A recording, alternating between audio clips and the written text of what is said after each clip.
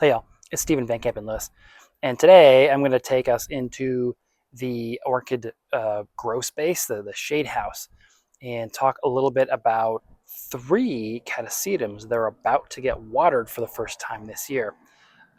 As many of you or all of you catasetum growers know, watering for the first time in a season is really it feels good, and you're sort of excited, and I don't know, it just sort of means the end of winter is here, and spring/summer is here. Your plants are about to really take off, and for here in Texas, it means it's about to get really hot. It's been about 85 to 90 degrees consistently, just about every day. So perfect catasetum growing weather. So what I want to do is turn the camera around, show you these three individuals, how long their roots are, and they're like pretty long. I let them go probably longer than I needed to, but I'll show you like a ruler to show you how long they could have been when I would have watered had I done it at the 4-inch minimum, compared to what they are now, and then of course what the plant condition is right now, and talk a little bit about those two sort of dueling things: root length and plant condition, and when to water. All right, here we go. So we have 4 inches, and I thought that I had one with centimeters on it, but I'll just show you here on the screen how many centimeters this is. And let's head over to the shade house as it flaps in the breeze here, and take a look at these 4 catasetums. And then I'll show you how I water them for the first time. And spoiler alert, it's with a hose. So a couple of these have made it really easy to figure out how long the roots are. And you can see that right there, just on that single root alone, that's 4-inch minimum has been met. And this one is Catasetum vinaceum by Ivany. So this should be a really cool primary hybrid. I don't even know if this one's named yet, but if it's not and it blooms and I'm the first one, I'll reach out to Fred and see if he'll take my name suggestion. The other thing you can see is not only is this, I have a few wild roots growing outside the pot, I have plenty of roots growing inside the pot here. And so measuring in a clear plastic pot like this is nice and easy. But if you don't have a clear pot and you are growing in sort of a black pot or a green pot that's probably shorter than this, what you can do is look in the bottom holes, and once those roots are spinning around the bottom a couple times, then you'll know that you've got about 4 inches of root mass, or root length, I should say. The other thing you can look at is sort of compare that to the growth here. So you can see how these leaves are very well differentiated. Actually, on all 3 of these. Sorry, the sun is coming down, so it's making video a little difficult. So I'll show you from a different angle, but you can see how all of these are very well defined in terms of their leaf growth. You can clearly see where the leaves start and the pseudobulb is. You can see a flower spike on this one.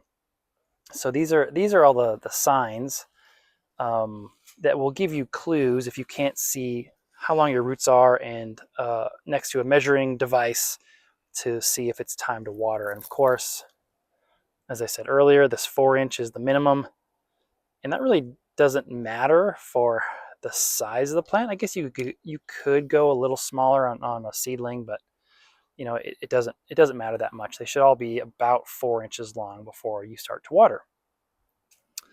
This one is one of the Catasetum Desmond Dreeswords. You can see the condition of these bulbs are fairly shriveled, but I could easily let this go for several weeks more and it wouldn't be a problem. There's plenty of juice in these back bulbs, and literally within a couple days of watering, these bulbs will be fat. Same with this one here that I showed you earlier, the vinaceum by Ivany. Some pretty emaciated bulbs, but not too bad. There's plenty of juice left in those. So this could easily go another month without water.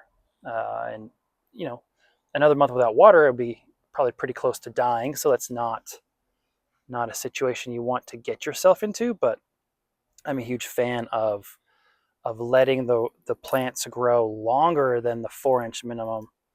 I think they really react well to that. And then this one is one of my favorites, Fong Sing. This is the awarded one that I've got. This is green Denali. I got the female blooms awarded here. And you can see an old shriveled bulb there being its nutrients, this yellow one. Those nutrients are almost depleted from it. The plant has been using that to grow through the winter. And what's interesting is this one made it very easy to measure. So I've got probably closer to 4.5, 5 inches, at least on that single root that has decided to grow straight up for some reason. It's frustrating when they do that. I prefer, of course, that they grow straight down into the media. Here in Texas, our summers are so hot and dry that those roots, they grow straight up like that, are not really, they're not going to do well. They usually end up dying, and so not providing a whole lot of sustenance for the plant. But so again, now if your plants are more desiccated, then maybe you don't want to let them go longer. Maybe you don't want to, if you do let them go for weeks or months more, they'll die. So if you have only a single bulb, back bulb plant, and the back bulb is starting to look like this, you're going to have to water, otherwise that plant's going to die. The thing that you can really help your plants with, is give them a little bit of water throughout the dormant season. That will help fatten those bulbs to the point that they're really monstrous. And then once the new roots start coming out and they're just little tiny nubbins coming off of a new growth, they won't need water. They'll have enough energy to carry them through that 6 to 8 week period when no water can touch those roots without the risk of shriveling or even aborting the roots altogether. So some quick tips and tricks there, and good visualization of roots. You can see there are new roots coming all the way down, wrapping all the way around. You see all those noodles? So I've got a noodle all the way down here on the back side of this pot. So this is way past 4 inches. And it's putting out a spike. So this is definitely a great time to water all 3 of these. And I have several others that will come out in the ensuing weeks and even months.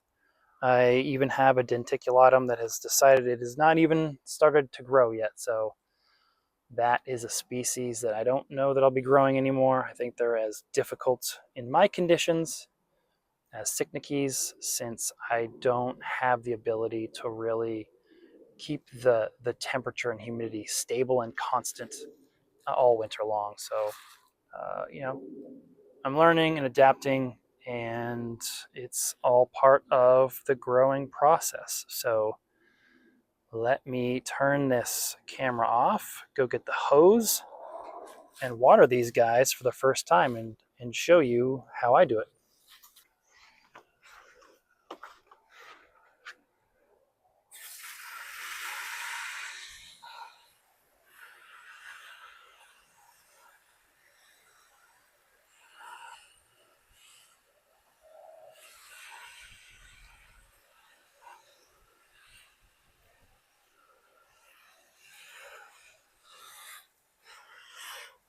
All right, so this is the first watering for all of these.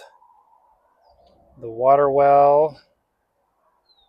I don't know if you can tell or not, but there is water in the bottom of these.